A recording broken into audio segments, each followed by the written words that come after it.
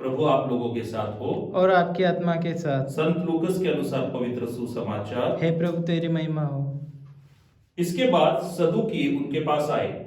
उनकी धारणा है कि मृतकों का पुनरुत्थान नहीं होता।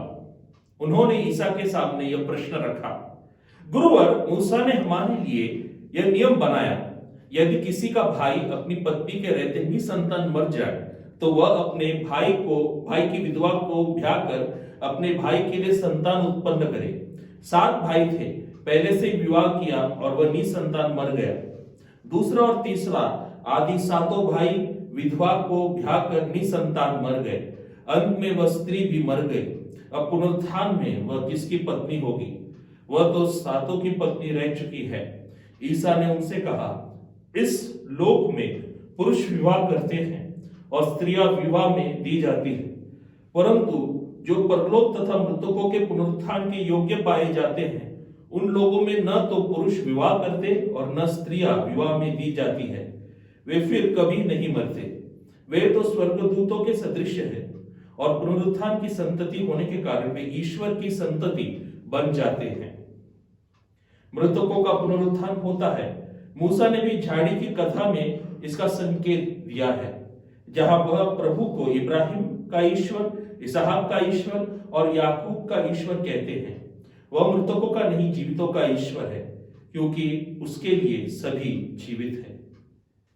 प्रभु का सुसमाचार। हे क्रिस्त स्तुति हो। क्रिस्त में मेरे प्रिय भाइयों और बहनों, आज के सुसमाचार में सदूकी लोग यीशु के सामने पुनरुत्थान के विषय में एक प्रश्न प्रस्तुत करते हैं। जाहिर सी बात है कि वे यीशु को फंसाना चाहते थे।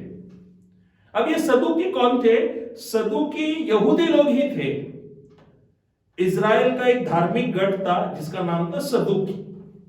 अब ये सदूकी अमीर थे, जागीरदार थे, कुलीन थे और साथ ही साथ उन्हें रोमी साम्राज्य का संरक्षण प्राप्त था, क्योंकि वे उनके सहयोगी थे, सहकारी थे और उनके अभिकारक थे, जिस वजह से संपूर्ण संरक्षण उनके पास था। अभी उनका धन इतना बढ़ता गया, उनकी संपत्ति इतनी बढ़ती गई कि वे लोग ऐहिक मायाजाल में फंस गए, भौतिक मायाजाल में फंस गए, जिसके कारण उनका लक्ष्य केवल और केवल धन पे ही था। उनको नित्य जीवन में किसी भी प्रकार का विश्वास अथवा श्रद्धा नहीं थी।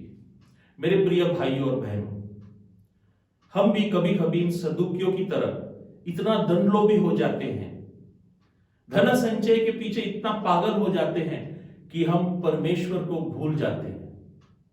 आज का यह सुसमाचार हमारे सामने एक चुनौती प्रस्तुत कर रही है कि हम इन मोहजाल से दूर होकर अपना लक्ष्य प्रभु पर केंद्रित करें। ये जो वस्तु है, धन है, हमें परमेश्वर से दूर करता है। धन लोभ हमें परमेश्वर से दूर करता है। परंतु जब हम धन का सही उपयोग करेंगे, संपत्ति का सही उपयोग करेंगे, वह हमें परमेश्वर के और करीब ले जाता है। क्या हम इस चुनौती के लिए तैयार हैं? आमीन।